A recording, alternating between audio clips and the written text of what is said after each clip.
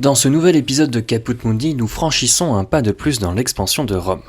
Le mois dernier, nous avions parlé de la lutte entre les patriciens et les plébéiens, sous fond de guerre et de crise économique et sociale, et l'histoire que je vais vous raconter aujourd'hui est dans la juste suite des choses.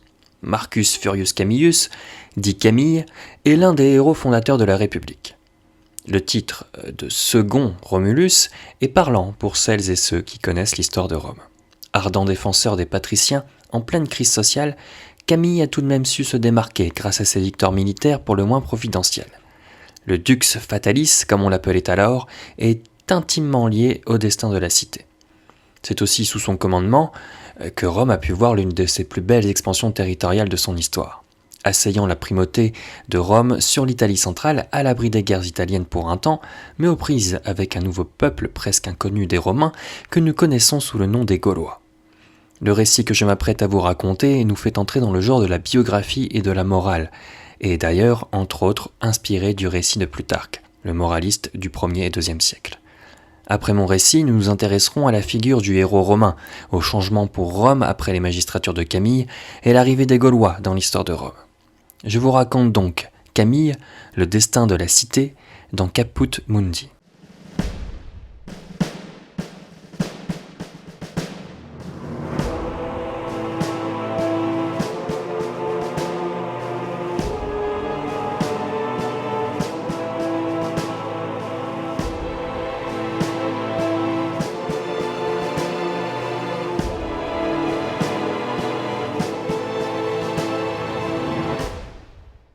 La situation ne s'est pas améliorée depuis la rédaction des 12 tables de la loi. Ces dernières, issues de longues années de lutte entre les patriciens, aristocrates détenant le pouvoir, et la plèbe. Les 12 tables ont été un moyen pour les patriciens de mettre par écrit les lois, jusque-là de tradition orale. Depuis la mort de Virginie et la condamnation du dernier Décemvir, rédacteur de la loi, pour abus de pouvoir, le consulat n'a pas été rétabli à Rome, emprunt à une instabilité politique chronique. À la place de ces deux consuls, censés diriger la cité, 5 tribuns à pouvoir consulaire sont élus chaque année. Et c'est dans ce contexte que Rome est pour la première fois de son histoire assiégée, repliée sur elle-même depuis de longs mois, de trop longs mois.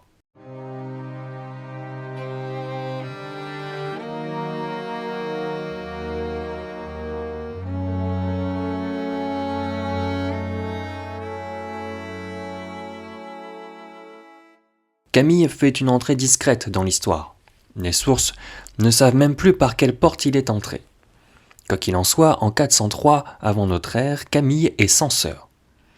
Le rôle du censeur est très simple à comprendre, ce sont des magistrats, car ils sont deux, qui doivent recenser la population. Du temps de Camille, le censeur n'est pas encore le magistrat prestigieux qui nomme les sénateurs. Mais c'est tout de même une charge importante, surtout en temps de guerre. L'une des lois les plus marquantes de la censure de Camille, c'est une loi qui oblige, sous peine d'amende, les célibataires qui n'avaient pas choisi de femme à épouser les veuves romaines. Comprenez bien, toutes ces guerres pèsent sur la démographie romaine et de nombreuses femmes n'ont plus de mari, morts au combat, tandis que de nombreux hommes n'ont pas pris de femme. Les censeurs menacent même de supprimer les exonérations d'impôts dues aux orphelins, si certains avaient l'idée de devenir des célibataires endurcis.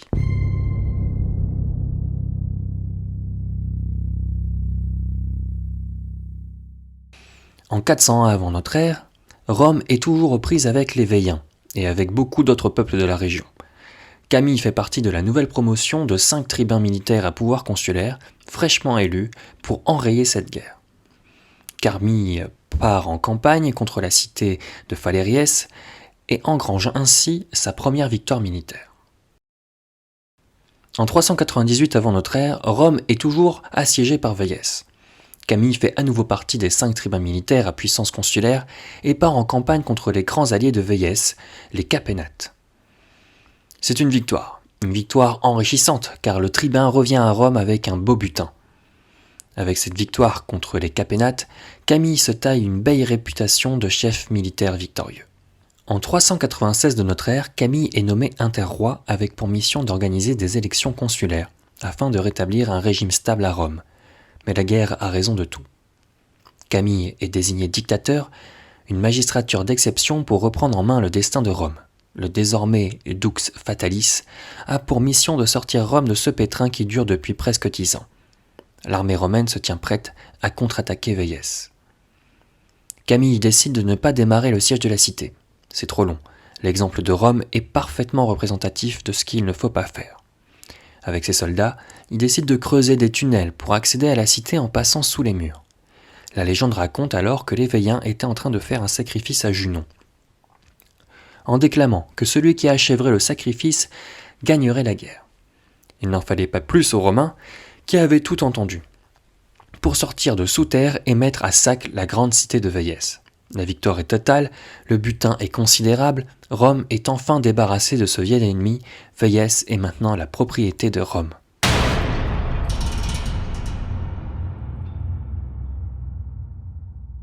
De retour dans la cité éternelle, le bien nommé Dux Fatalis s'en remet aux dieux et fait don d'une partie du butin à Junon, puis à Apollon. Mais il y a un problème avec ce butin. Le Sénat a autorisé les soldats à se servir dans le butin destiné aux dieux. Camille, qui avait promis 1/10 du butin à Apollon, propose que chacun rapporte 1/10 de ce qu'il avait pris. L'annonce est aussi impopulaire que Camille. En 394, Camille est rappelé pour un 3e tribunat, la charge de tribun militaire à pouvoir consulaire. Le 3e de sa carrière. Rome victorieuse n'en est pas moins menacée et Camille part pour faire le siège de Phalériès. Les victoires les plus éclatantes sont sans doute celles qui n'ont fait aucun mort, ou presque. Dans la cité de Phalériès vivent les Phalisques. Ces derniers ont organisé leur société en confiant les enfants des hauts personnages à un maître d'école. Ce maître avait pour habitude de sortir de la cité avec ses élèves le matin. Habitude conservée lors du siège par les troupes romaines. Un matin, le maître s'approcha des Romains avec ses élèves et il demande à voir Camille. Ce dernier accepte. « Voici les fils des plus hauts personnages de la cité en échange de notre reddition, dit le maître d'école. Mais Camille ne l'entend pas de cette oreille. En colère, il ordonne à ses élèves de reconduire le maître dans la cité en assénant des coups de bâton sur le vieillard, le traître de vieillard. Les Phalisques, impressionnés par la loyauté de Camille dans l'art de la guerre, se rendent. C'est un succès diplomatique qui fait date. Phalériès n'est plus un danger et il n'y a eu aucun mort. Mais il n'y a pas eu de butin non plus. C'est ce qui tend à rendre Camille un peu plus impopulaire auprès de ses troupes. En 392, Camille est de nouveau interroi, avec pour mission de faire élire des consuls encore une fois. Mais n'en parlons plus, il n'y aura pas de consul aujourd'hui. En 391 avant notre ère, Camille est accusé également de détournement de butin. En effet, une porte de bronze, un bronze égal à celui pris à Véies, a été aperçue chez lui. Trouvant les accusations indignes, Camille s'exile. Mais que font les Romains sans le Dux Fatalis ? Il faut savoir que la victoire de Rome sur Véies, sur Valériès et tout un tas de peuples a permis à d'autres ennemis de se frayer un chemin, petit à petit en Italie. Ce peuple, ce sont les Sénons, des Gaulois, venus de l'autre côté des montagnes. Dès l'arrivée de ce peuple, les Romains se méfient et envoient un ambassadeur. Première rencontre entre les deux peuples. Les Sénons, ne connaissant ni Rome ni sa renommée, ne s'intéressent pas beaucoup au discours des ambassadeurs et leur histoire de territoire. Les Romains commettent alors de quoi remettre en jeu tout le prestige que leur avait fait gagner Camille. Ils tuent l'un des chefs gaulois et dépouillent son cadavre. Les Gaulois, furieux, envoient une ambassade à Rome pour demander réparation. Les Romains refusent, les Gaulois attaquent. Les Romains sont défaits à la bataille de l'Alia, sur la rive du Tibre. Ils sont contraints de s'enfermer à Rome et même pire de se réfugier sur le Capitole, sur lequel se trouvait alors une citadelle, selon la légende. La légende, justement, nous permet de choisir le destin des Romains.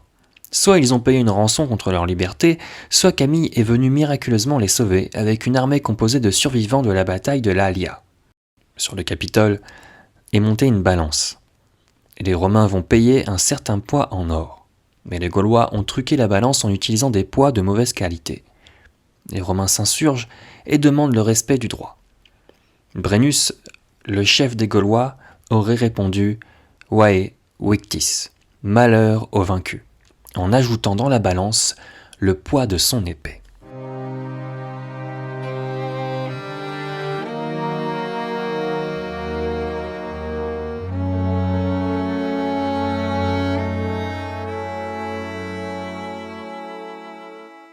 Ceci étant dit et payé, les Romains rappellent Camille pour sa deuxième dictature, en 389 avant notre ère. L'efficacité du chef militaire est impressionnante. Il met hors jeu les Volsques, les Èques, les Étrusques, et même Brennus, et récupère la rançon des Romains. La liberté se paye par le fer et non par l'or. Ces victoires successives valent à Camille le droit de triompher. La cité redémarre sa reconstruction sous l'égide de Camille.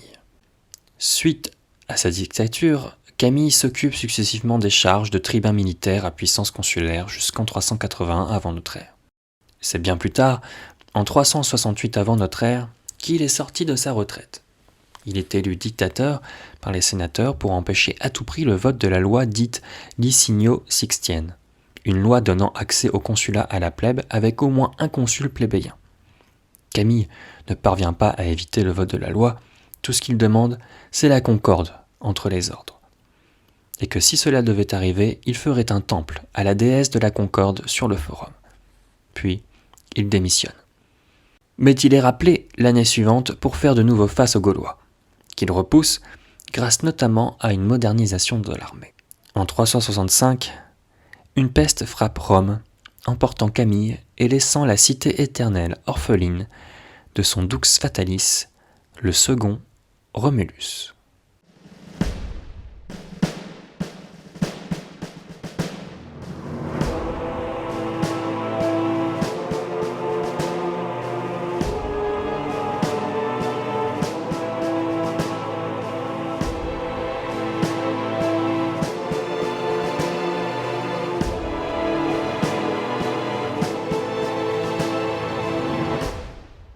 Voilà, c'était l'histoire de Camille, Marcus Furius Camillus, un grand général romain de par ses victoires, et le second fondateur de Rome, le second Romulus, c'est le titre qui lui a été accordé, et on va se demander maintenant pourquoi.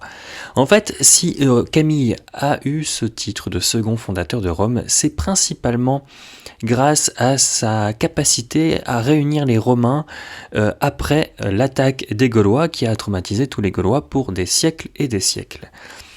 Les Romains, après le sac de Rome par les Gaulois et après avoir payé honteusement un tribut aux Gaulois, ne veulent pas rester. La ville est en ruine, ils veulent partir, et ils veulent partir où ? Ils veulent partir à Véies pour s'y installer sur les ruines de leur antique ennemi.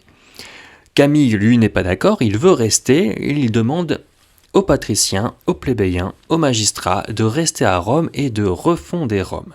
Et c'est sous son impulsion, finalement, que les Romains vont bien rester à Rome et reconstruire la ville petit à petit, et le chantier est énorme.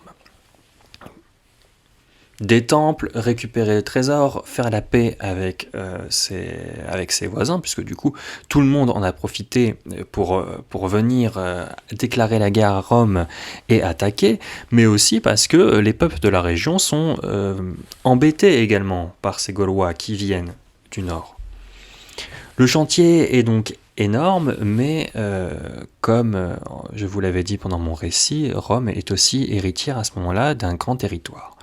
Elle a annexé purement et simplement Véies, et on est passé d'une superficie estimée de 900 km² pour Rome à une superficie de 1582 km² selon François Hinard, ce qui est un très grand territoire pour l'époque.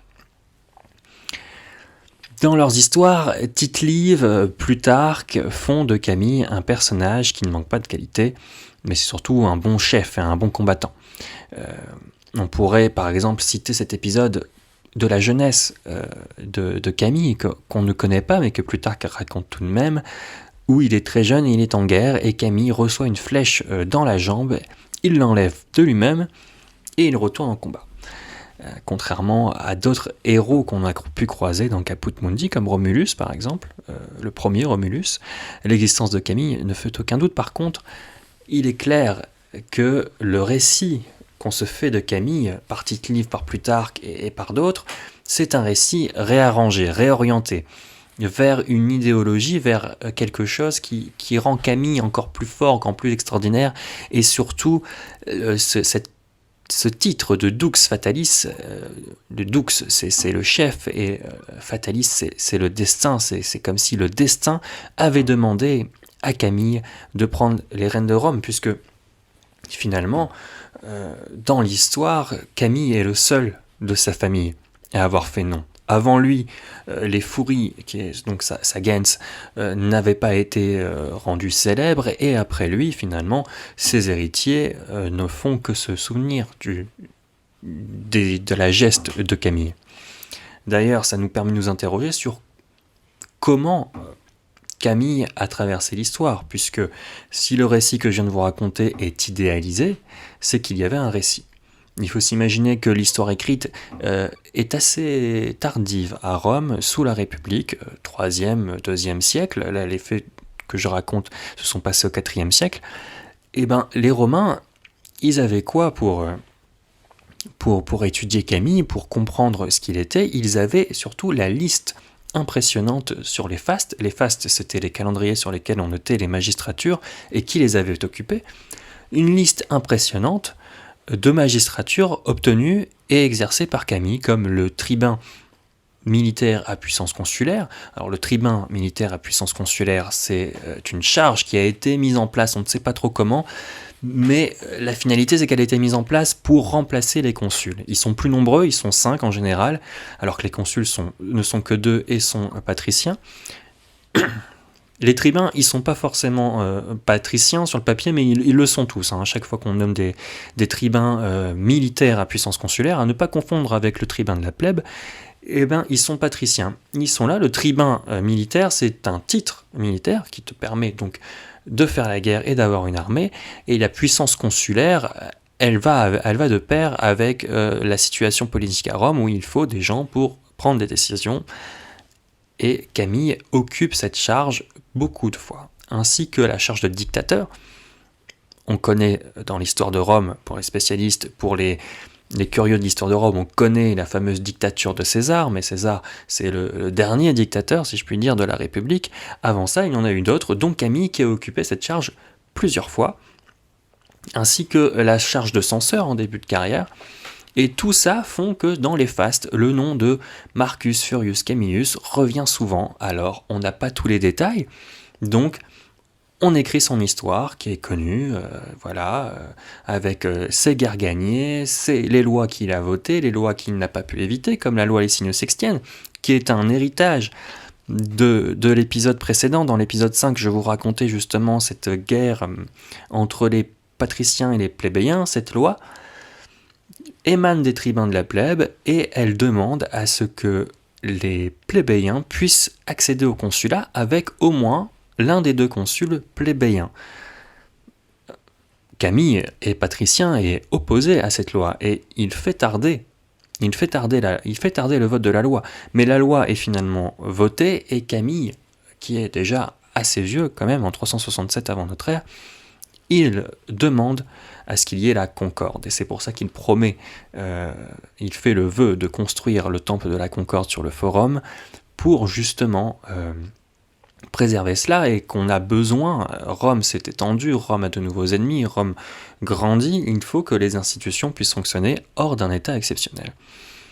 Donc Camille décide de laisser la loi se faire. En même temps, il n'a pas vraiment le choix et il s'installe donc le temple de la Concorde sur le forum.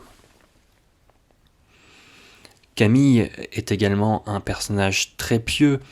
On l'a vu à l'image de Numa, il est très proche des dieux, en tout cas il applique la procédure romaine, il applique le système du vœu, donc il fait un vœu auprès d'un dieu, en échange de quoi il ira construire un temple où il fera don d'une partie du butin pour s'accorder les bonnes faveurs du dieu.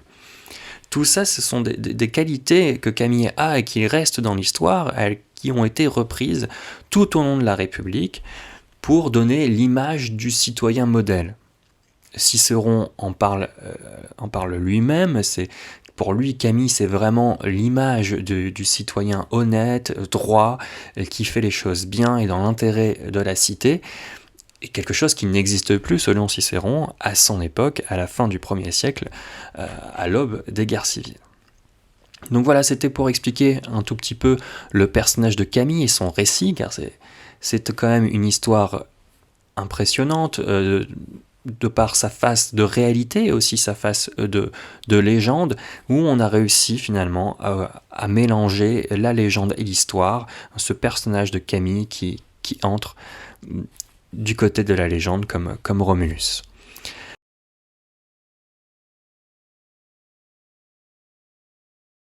Pour aller plus loin, je vous encourage à lire les sources, bien évidemment, Tite-Live ou Plutarque, il y en a d'autres. L'histoire romaine de François Hénard, également un article très intéressant paru dans Hypothèse en 2002, Camille et la Concorde de Philippe Accard. N'hésitez pas à nous suivre sur les réseaux sociaux et à consulter notre dossier complémentaire à l'épisode sur le site internet de Caput Mundi. Dans le prochain épisode, nous parlerons des guerres samnites, une guerre un peu particulière puisque c'est la première fois que Rome ira faire la guerre en dehors du Latium. A très bientôt dans Caput Mundi.